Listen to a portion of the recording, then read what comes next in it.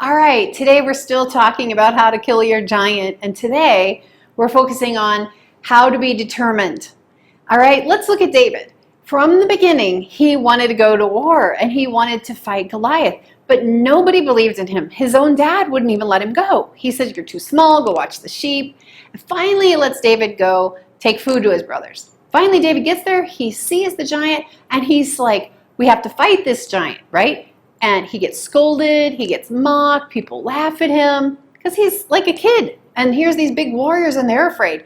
So nobody was supporting him.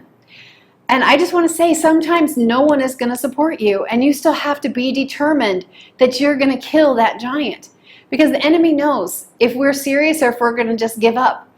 And if you look at the Israelites, imagine they were all probably out in a field, and maybe the men were all sitting around a campfire and sharing their war stories and their battle victories. And, they were all feeling pretty good about themselves, and each one telling a story better than the next, until what?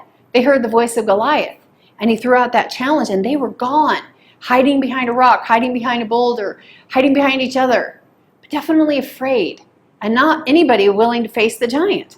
So the enemy knows if we're serious, if we're determined to fight him. Otherwise, he will keep us pressed down, hiding behind our fear. So even our kids know, right? Even our kids know when we're serious. So when we say things to them, we can't just be bluffing. "Okay, if you do this, I'm going to punish you." They know. They'll push you to see if you're really serious.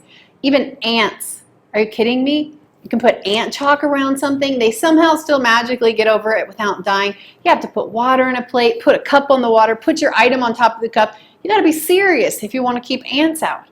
All right, Proverbs 24:10. Again, I want to come back to that. "If you faint in the day of trouble, how small is your faith?" Well, what use is our faith and our strength and our peace and our joy if we only have it when everything is okay?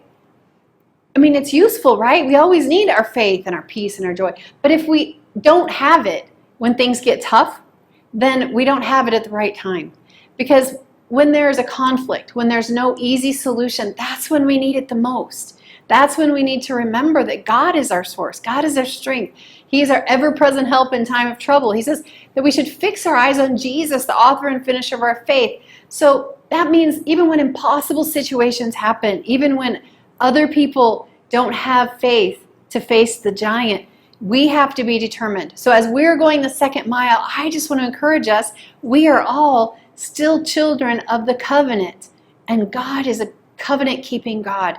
And He will never leave us or forsake us. And He is not afraid of any giant. So hold on to that promise. Hold on to your God and be determined to kill your giant.